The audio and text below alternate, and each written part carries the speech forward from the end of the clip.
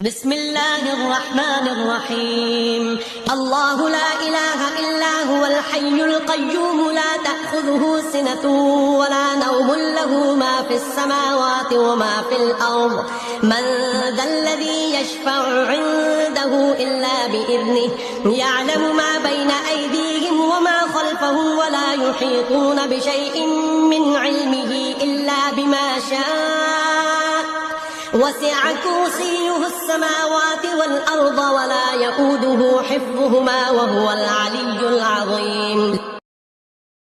الحمد لله رب العالمين الرحمن الرحيم مالك يوم الدين إياك نعبد وإياك نستعين اهدنا الصراط المستقيم صراط الذين أنعمت عليهم غير المغضوب عليهم ولا الضالين.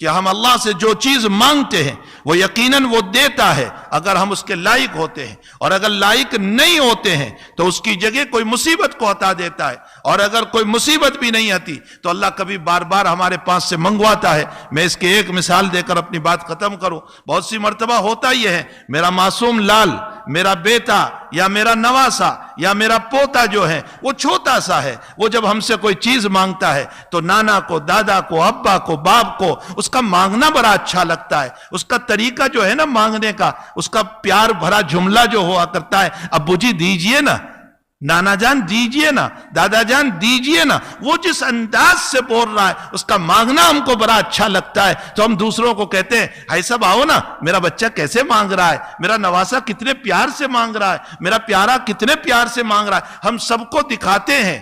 یہ مطلب نہیں ہے کہ میں اپنے بچے کو دینا نہیں چاہتا ہوں، میں دینا چاہتا ہوں، لیکن ذرا لوگوں کو بتاتا ہوں کہ میرا بچہ کتنے پیار اور کتنے لار سے اور کتنی محبت سے اور کتنی عاجزی والے کلمات سے مجھ سے مانگ رہا ہے۔ ہم بھی اللہ سے جب مانگتے ہیں تو اللہ سے مانگنے کے بعد حق تعالی جل شانہ ایک مرتبہ، دو مرتبہ، چار مرتبہ، بظاہر ہمیں یہ لگتا ہے کہ اللہ ہماری دعا نہیں سن رہا ہے، وہ سن رہا ہے۔ وہ راتوں کے خلوتوں میں کالے پتھر پر چلنے والی کالی چوٹی کی آواز کو سنتا ہے، تو کیا میری دعا کو وہ نہیں سنتا؟ یقیناً وہ سنتا ہے، لیکن وہ اپنے فرشتوں کو بتاتا ہے، میرے فرشتوں دیکھو نا، میرا بندہ کتنی عاجزی سے مانگ رہا ہے، کتنے پیار سے مانگ رہا ہے، کتنی محبت سے مانگ رہا ہے۔ اور جب فرشتوں کو دکھاتا ہے تو اللہ خوش ہوتا ہے، اور پھر خوش ہونے کے اوپر اللہ جھولی کو بھر دیتا ہے۔ ایک آخری بات سمجھ لیں، وہ یہ کہ ادھر مانگے ادھر قبول ہو جائے، ایسا نہیں ہو سکتا ہے۔ مانگے اور فوراً ہو جائے، ایسا نہیں ہو سکتا ہے۔ موسیٰ علیہ السلام نے فرعون کے باپ میں 40 سال تک دعا کی، تب جا کر کے موسیٰ کی دعا پوری ہوئی۔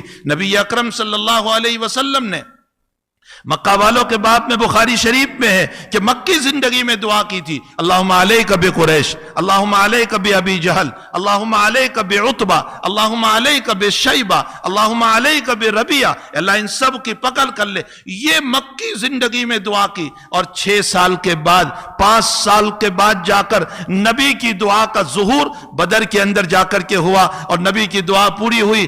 جب نبی علیہ السلام کی دعا 5 سال کے بعد ظہور پذیر ہوتی ہے، موسیٰ کی دعا 40 سال کے بعد ظہور پذیر ہوتی ہے، تو میرا مسئلہ یہ کیسے ہو سکتا ہے کہ میں فجر میں مانگوں اور ظہر میں ہو جائے، اور ظہر میں مانگوں اور عصر میں ہو جائے، اور عصر میں مانگوں اور مغرب؟ یہ نہیں ہو سکتا ہے۔ اللہ کے وہاں وقت ہے۔ نام سنا اپنے لقمان کا قرآن کریم میں، حالانکہ وہ نبی نہیں ہے، لیکن اللہ قرآن میں اس کا تذکرہ کر رہا ہے۔ بڑا حکیم اور بڑا دانا انسان گزرا ہے۔ بعضوں نے کہا ایوب علیہ السلام کے زمانے میں، بعضوں نے کہا داؤد علیہ السلام کے زمانے میں، بعضوں نے اور بھی باتیں نقل کی ہے۔ بہرحال لقمان حکیم پہلے گزرے ہیں، ان کی باتیں قرآن کریم میں بطور نصیحت جو وہ کیا کرتے تھے، قرآن نے نصیحتوں کو نقل کیا، اس لیے کہ ان کی نصیحت بہت پیاری تھی۔ ان نصیحتوں میں اپنے بیٹے کو نصیحت کرتے ہوئے انہوں نے کہا، اے میرے بیٹے، پاؤں پچھاڑتے ہوئے اور کودتے ہوئے نہ چلا کرو، اس لیے کہ تم پاؤں کو پچھاڑ کر اور اچھل اچھل کر چلنے سے آسمان کی بلندیوں کو نہیں پہنچ سکتے۔ زور سے نہ بولا کرو، ان انکر الاصوات لصوت الحمیر، گدھوں کی آواز ہے۔ بہت پیاری نصیحتیں فرمائی، قرآن نے ان کی نصیحتوں کو قرآن میں نقل کیا ہے۔ یہ لقمان ایک مرتبہ جو ہے ککری کاٹ رہے تھے اور اپنے آقا کو کھلا رہے تھے، اپنے مالک کو، یہ غلام تھے، تو ایک ککری کو آقا نے یہ کہا کہ تم بھی کھا لو۔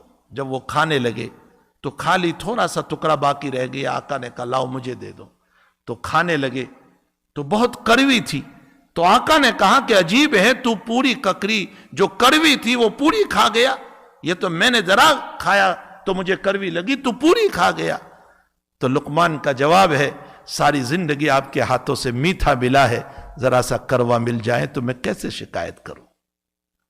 ساری زندگی وہ رب ہم کو اچھے اچھے لقمے کھلا رہا ہے، کیا کبھی وہ ذرا سا مسئلہ کر دیں کیا ہم اس کے بغاوت پر اتریں گے؟ اس کی نمازیں چھوڑیں گے؟ اس کے معاملات کو غلط کر دیں گے؟ غلط زندگی پر چلے جائیں گے؟ تو بہرحال بشر ہے، بشری تقاضے پر کچھ نہ کچھ باتیں ہو جاتی ہے، کوئی گناہ ہو جاتا ہے،